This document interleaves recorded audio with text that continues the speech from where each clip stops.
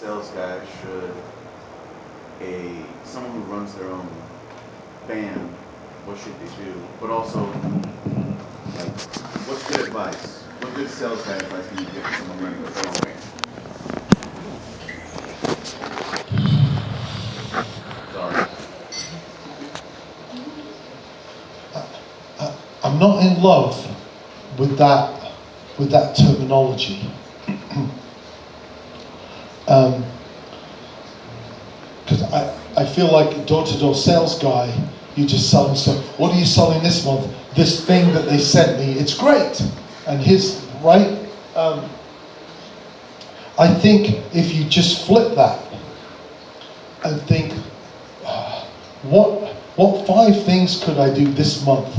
Are you from Tulsa? Yes. What could I do to help other bands from Tulsa? Okay. You know, and I think that will get you further faster than anything that you're thinking of doing, right? Just do something different. If you haven't changed the way you do things recently, change it. Help somebody do stuff, and that's bravery, because for you as an artist, it's fucking hand-to-hand combat now. You know, it used to be, oh, it's tough. Now it's fucking hand-to-hand combat. And for you to like step back and help somebody, I mean, you're going to have all kinds of emotions like, fuck, then maybe they're going to get that slot at that festival. Fuck, maybe they're going to get that one radio play slot. Maybe they're going to get the opening slot on that tour. And maybe they will. But then that's just the way it will be. But a year or 2 from now, and this stuff happens all the fucking time, you'll get a phone call like, fucking hell, we're on this, how do we get this date? Well, remember, 2 years ago, you helped that person, then they did this and they did that, and they reach back. Everybody's always reaching back. It's so easy to create a moment in someone's life when you target somebody in a non-strategic way, which sounds like a contradiction. Stop being strategic about who you help, right? So if you're strategic, you might say, I'm gonna do something, the Warped Tour doesn't exist anymore, but excuse me using it. I wanna be on the Warped Tour. I'm gonna do something really nice for Kevin Lyman. Well, only 5,000 bands have had that thought, right? So probably most days in Kevin's life, here's another gift from another fucking band. It's not like that, it's really nice, but here's another gift from a band, right? I don't know what you'd have to do to make an impression on Kevin. You could say, I have a brand new car, but I'm sure, right, that wouldn't have an effect on him. If you grew your own basil and took it to him, like, hey, I've grown my own basil, right? Those kinds of things might make an impression on him. But if you just be the nicest to the person with the least reason for you to be nice to them, and I guarantee you... It's so easy, right? Yes! It actually is. So I go back to my beignets and my socks, right? You choose your moment, right? So you don't give Kevin, here you are, Kevin, pair of socks. You're like, fuck off, sock man. Right? But at the right time, a pair of socks is a fucking gift from heaven. You just choose your moment and flip that. And eventually, all this stuff comes back. You know, so that's why you have to be careful being an asshole, because all this stuff comes back. It fucking does. It fucking does. Yeah.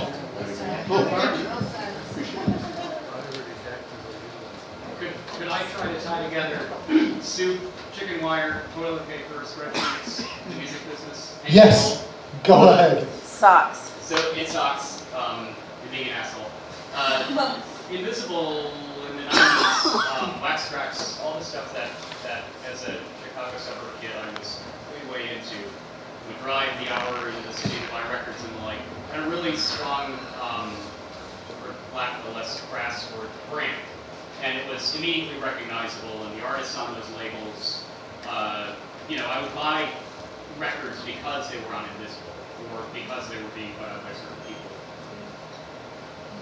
How do you think the music business and running a record label is today with regard to everything sort of being available at your fingertips and the idea of creating something like you did in the 90s?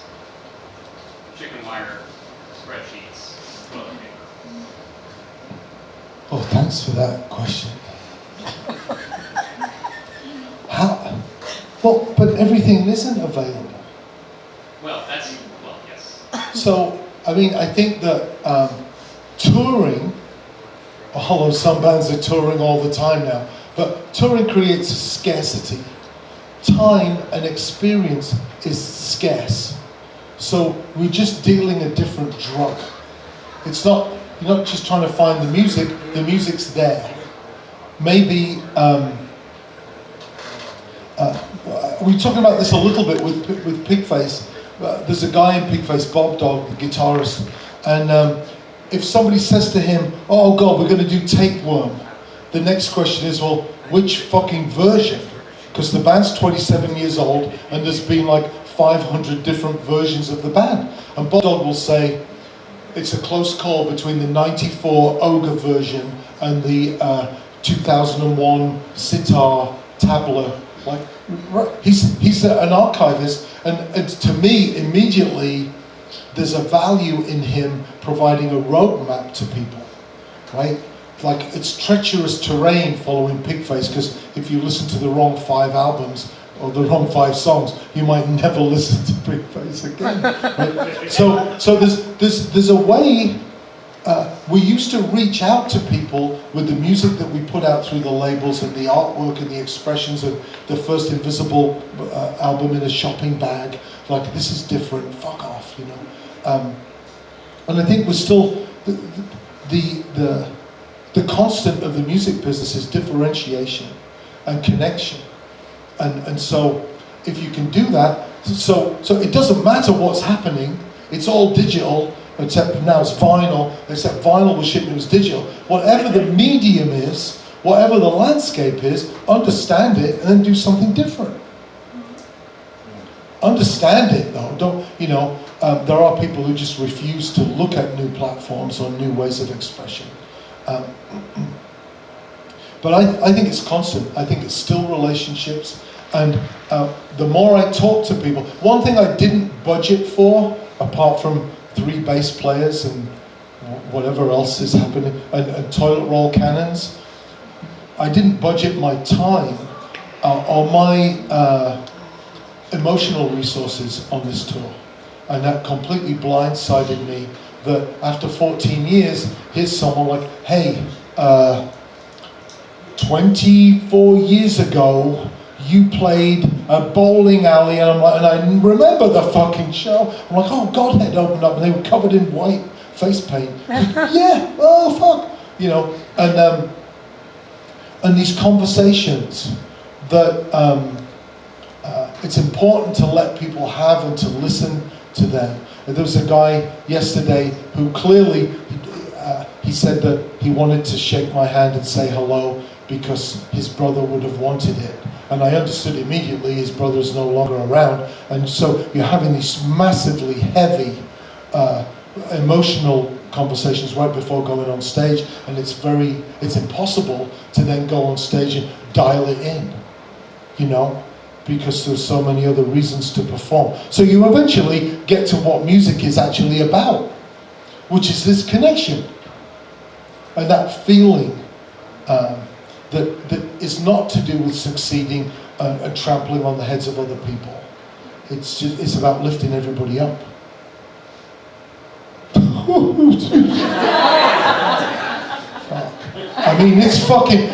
Honestly, if you hear Leslie Rankin sing Chickasaw, she's a fucking angel, and we're on stage crying. Randy, any Lamb of God fans here? Yeah. You heard that motherfucker sing? Jesus, fuck. And when Leslie's singing, he sits down and does some backing vocals and kisses her and loves her. It's like, music is so powerful. And I don't mean powerful music is powerful. It's mean music. We did a thing last night, me and Anesh, he sings a song called War ich nicht immer ein guter Junge. War ich nicht immer schön und nett. Ich zerfluchte something, something, something, something, something, something, something. And last night, it was the quietest I've ever played it. And Nick said to me, because if I played any quieter, I don't think the mics would have worked, right? It was really, really quiet, and people leant into it, and they got punched in the face at the end because it speeds up and gets really loud. But he's singing this song about the 1990 Cage Tour with Ministry. KMFDM were opening, and I talked to everybody about doing this Pigface thing with me, and a week before the tour ended, we were in Chicago, because In Case was recorded in Star Plaza, Indiana. And Nick woke up in a friend's apartment, second story apartment, and he said he had 3 seconds to jump out of a second story window or die. And he jumped out of the window, landed across some railings, exploded his hip, fractured his arm, his elbow, his wrist, just stuff that still causes him causes him more pain, I think, now than it did then. And so this song is, I never hurt a fly, I never hurt a spider, I was always a good little boy. What did I do? And to bring it down, yeah. Anything else? Yeah. Did you ever get Dean, Ween, and Joe Biafra in the same room? No, I worked with both those guys though. Andrew Weiss is a part of Ween, and Dean used to work at WTSR Radio in Trenton when he was like 14 years old. We used to chat a lot. I got a really good question. Okay. All right, I want to know about your thoughts on how to stay happy and healthy on the road. It's tough for people that haven't been on the road. You know, at 60, you're doing all right. Well, thank you. Well, first you got to be doing something you want to do, right?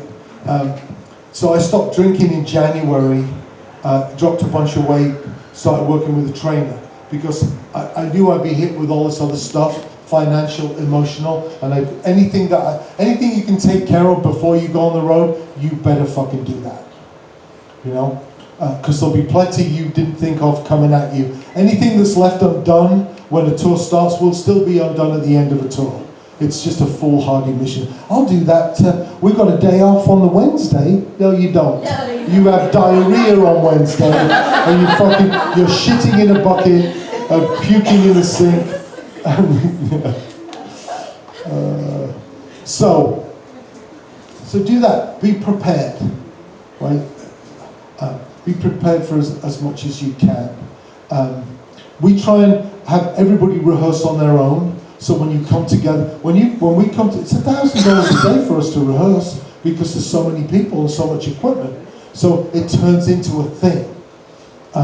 So we do as much as we can. Outside of that, you pay attention to the equipment, and you pay attention to yourself. You pay attention to who you're bringing. I have a rule for that. I think, this is also a lie. I like to think if I was putting a new band together, I might drug test everybody. You know, if a band isn't together, I like my point. I don't know if I would do it or not. My point is, if you're putting a brand new thing together, I think it would behoove you. It's smart to sit with someone and go, okay, and drugs,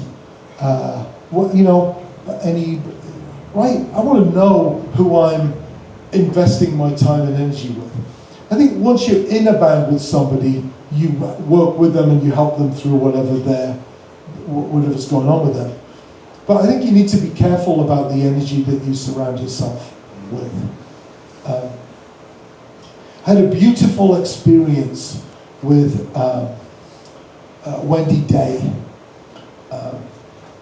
She came out on the tour bus.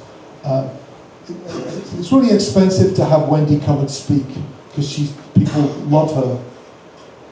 And she called me up, she said, I've seen this tour bus thing you're doing, I'm coming. And I'm just like, oh fuck, there's no way for me to afford this. She's like, don't worry about money, I'm taking a week off, I'm going to follow the tour bus in the car, and I'll get some hotels, and this is going to be fucking awesome. I'm like, what are you talking about? You know, and here I am once again, crying in the car park, right? I'm like, because it's really difficult to put forth something that's risky and makes you vulnerable and makes your family vulnerable maybe. But when you do that, it mobilizes forces that you can't comprehend. And I've been very surprised, humbled, and appreciative of that. And then I said to Wendy, I've done a crazy thing. She's like, what's that? I'm like, well, I fucking asked Danny Carey to come out and play drums. She said, well, that seems like a good idea. I'm like, not if you're sitting next to him playing the drums. But what I should have done, because Wendy's a manager as well, what I should have done is hired somebody recovering from an accident to play drums on one side and somebody older than me on the other, so I could come out in a tracksuit. And in comparison, people go, wow, fucking Martin's doing really well. And instead I got Danny fucking Carey, possibly the best, most amazing drummer in the world. What a fucking... But she's like, shut up, you surround yourself with the best people and they'll pull you up with them. And then she said it, applaud her. And then we were sitting on the bus, some of my students back at Millikan are working a Kickstarter campaign for a double CD release that memorializes 60 years of a service called Vespers. It's a Christmas time choir service that's a popular thing at the school. And the campaign was 2 hours to go and $509 short. And I'm starting to think, what have I done now? I like to keep it real for the students because that fuck grades, right? You need panic, tension, and pants-shitting fear. And you can get that without grades. You get to say fuck grades. But as we were 2 hours away from a surefire failure, I started to second guess what I'd done. And one of my students had tried everything. Wendy heard her talk to our bus driver that morning, because one of the buses is from a company called Christian Buses. And they're really cool. They said, we know you're going to wear 666 t-shirts, and that's fine. But she talked to the bus driver and said, excuse me, I hate to bother you, but we're doing this Vespers release, and I know your company's called Christian, and I wonder if you might think about a donation. Because I'm on the phone telling her, ask him for some money, I just gave him 17 fucking grand. They could buy a fucking CD. But anyway, so Wendy's heard all these conversations, and in the middle of this other conversation we were having, just quietly donated $509. And now you've got students in tears who now understand when they put forth stuff into the universe, they set forces in work, into place that you don't know what's going to happen. There's no safety, I know that. There's no such fucking thing as safe. Playing it safe is the riskiest thing you can ever do. Yeah. Any more businessy questions? So, could somebody get me a Coke, please? Is that possible? Thank you. Oh, you missed the story. So we do a thing with Pigface where somebody asked us if they could get married on stage with Pigface. Which initially is like, well, that's fucking ridiculous. But then it's like, well, that's interesting. And, you know, I waver between business strategy and openness and just marketing and just emotional stuff. And I admit, when somebody asked if they could be married on stage with Pigface, I was thinking, this is our shot at Brides magazine. Oh my God. Right. Like an easy shot. If I was making brides' wedding gowns, right? You don't have a chance in hell of being in bride. Oh, and what do? I make wedding gowns. Fuck off, because people making wedding gowns are calling Brides magazine 10 times a day. Like, and what do? We're a crazy band called Pigface, and people get married on stage with us. Yes, it could be that feature. That like, I don't know what name they would have for the feature, like the hilarious coffee moment feature in Brides magazine, away from all the ads. But so I think I was a little bit, I don't know what the word would be. I was open to the idea, but I was a little bit strategic about it. So the first time we did it, Kimmy Cat and her husband were in Pittsburgh. We had the screens across the front of the stage. We put 2 cases of wine cooler in a dressing room. And they asked me to play drums on the stage side of the screen, and they wanted to get married on the other side of the screen. So all the instruments, thanks Larry, all the instruments would be in silhouette, and they would be in front of the screens getting married. 3 members of Pigface are ordained, so that's handy. So, I wasn't really serious about it, but when 14 people arrive and 2 of them are getting married, you feel that emotion, it starts to wash over you. So I start playing drums, and I can see them in silhouette in front of an audience of 500 or 600 at I think it was the Metropole in Pittsburgh, if anybody knows that venue. And then you see this moment. Who here has the ring? And somebody has the ring, right? And so I see the silhouette of the best man with the ring. And then I also see him go, oh! Which is like really great in silhouette, right? But I also know across the front of the stage, like here are these speakers, but at the Metropole there's like a metal grate across the front of the stage, and the speakers are underneath the stage. So it could be like slick like a Prince video, but the speakers are there. And so I'm immediately horrified because I know what's coming next, right? The ring's going to go through the grill, be lost. The ceremony can't happen. We're about to launch into our second song. We're going to have to turn all the lights on in the venue, lock the doors, nobody gets out till we find this ring. Like, these fuckers have destroyed our show now. Miraculously, the ring bounces on one of the cross pieces into the audience. Now, once again, and this all happens in like a second, but once again I'm thinking, oh, we were unfucked, and now we're fucked again. Because these crazy, drunk, high as kite bastards in Pittsburgh, someone's gonna fucking take that ring to the bar, drinks are on me, I don't know. And once again, the show will be destroyed, she'll be in tears, the wedding's ruined, the show's ruined. But somebody catches a ring and gives her the ring. And they got married. And Scott and Kimmy were at our show. It was the 20th anniversary or some anniversary at our show in Cleveland like 2 weeks ago. Right? So, I don't know how many bands can say, yeah, I saw the couple who were married on stage with us 20 years ago at our Cleveland show. We did it in Detroit as well. This couple, each with children from a previous marriage, met at a gas station. So it's a Pigface kind of a wedding.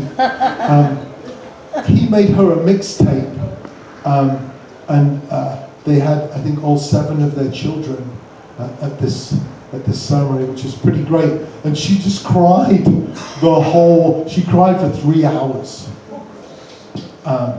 Yeah, so that was a downer. Other weddings we've had, I'll tell you about 2 more weddings. Because I am a marketer, I added on to our wedding package of getting married 2 cases of white wine spritzer, whatever shitty drink you want, Wild Claw. I added onto the package an hour in the rear lounge of the tour bus to consummate the wedding. So, this couple in Atlanta got married. We were on tour with a band from Norway called Zeromancer.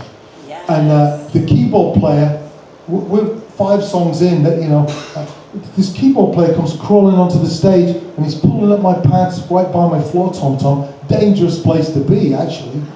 And I'm like, what's going on? It's like, they're fucking on the bus. Tell them to stop, close the door. Right, they're in the rear lounge. I couldn't say it's part of a contractually agreed shag session in the rear lounge. I can't talk that much while I'm playing. And I said, close the door.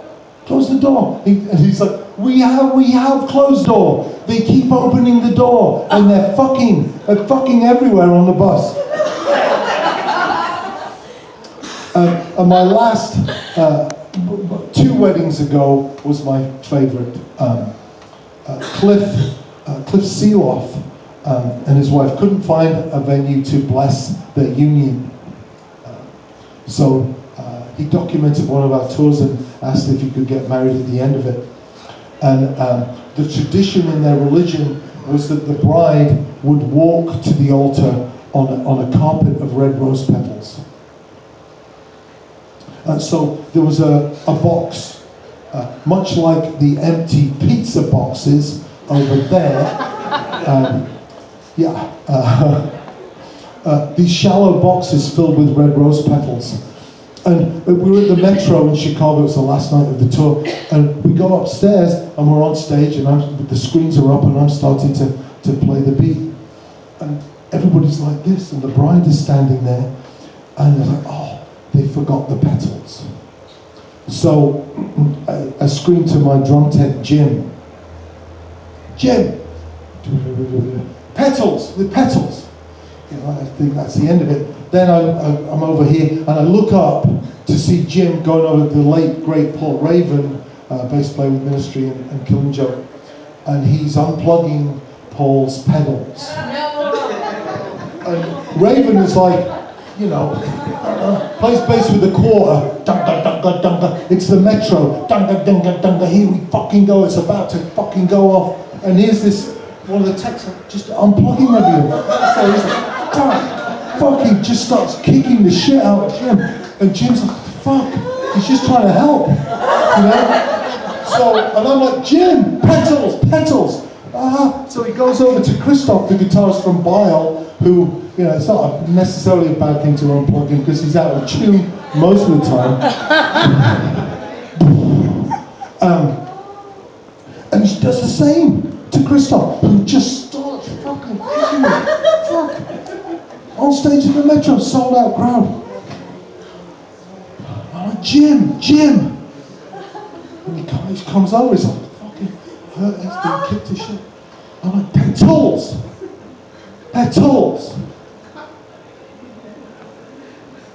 And Jim walks back down to the dressing room. And I think Cliff and his wife, they're still married. And it's unbelievable to me because when Jim came back up, she walked on a carpet of bitter fucking like the wedding was not blessed with his They just, yeah.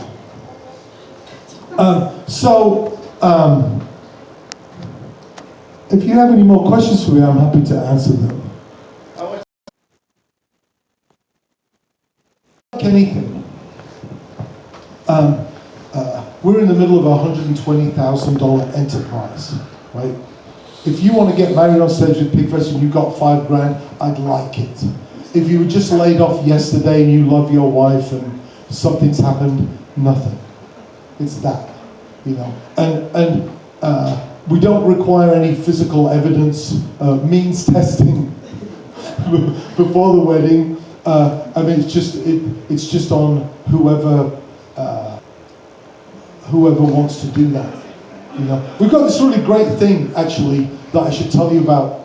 It's called the Pay It Forward ticket for Pigface. So I did know, having been around for 27 years, that some people were all about Pigface 25, 26, 27, and maybe they're not doing very well anymore, financially, emotionally, medically, whatever.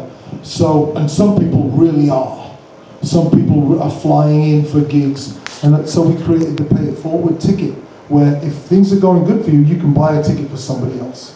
And then people can just email us, and it doesn't have to be a legal, notarized document of your circumstance. If you send us an email that describes your circumstance and you need a free ticket, we'll get you one. We had it happen last night. This guy's like, I'm not going to make the show, I just got laid off. I'm like, come on down, man. We got you. But, and that's that example we were talking about, right? You're not a mug for letting somebody in for free, or somebody who doesn't have any money, you want a shirt, right? Why would you not want to do that? Because you never know what kind of a day somebody's having, you know? And if you can be the thing that pulls them back, then you're fucking blessed. I said, oh, I've been sounding really kind of a little bit religious, haven't I? Okay. Spiritual, that's what I meant. Yeah, spiritual, thank you. Because fuck religion, right? Fuck religion.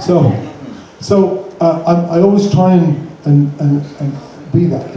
If you can be that person, then it will come back to you. Okay, yeah. What kind of pizza do you want?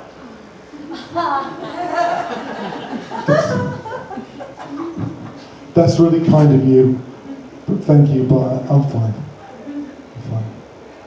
Yeah. I ate the last slice, it was fine. And what's your name? Andy. Andy. So Andy ate the last. So if I'd been on full rock and roll, right, I should have been in tour mode, right? We should have had 2 of those boxes of pizza back behind the merch, right? Well, I wasn't thinking. And we had a really good lunch actually at a place I'd forgotten, so I wasn't thinking. But the true rock and rollers, right? You see people, well, where's the beer? There's no beer in the dressing room. The true rock and rollers have got like 8 beers secretly. Those are the people you watch out for. So, let me finish on a Paul Raven story in that same, going down that same path. We were in a dressing room with, who's Billy Duffy? Huh? The Cult, okay. The Cult. I think the Cult and Killing Joke were playing together. And there was a pile of drugs, allegedly. And as a service, and they weren't ours. They were not our drugs. So they were being offered to us. And so as a service to the offerer of the drugs, which might have been a member of the Cult, we're not sure. Raven's like, it's all right, I got this. I'll chop him out.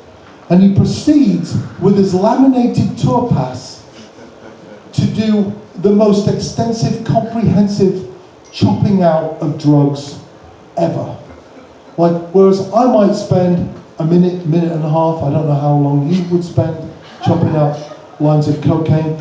Do you think he spent about 8 minutes? And all the time he's kind of, I know something's going on, I just have no clue what it is, right? It's like there's a shell game happening, I have no clue.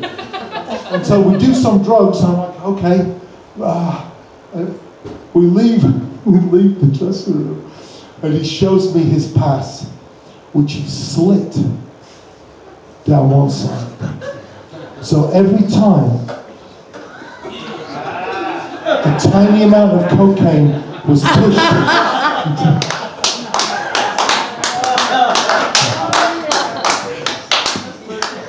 yeah. So whatever your drug game is, Tulsa, you've got a Ray fucking stealing drug game. God bless Paul Redmond, I miss that guy. Fucking rock and roll pirate. Hey, thanks Rob and Lynn for having me here. I really like it.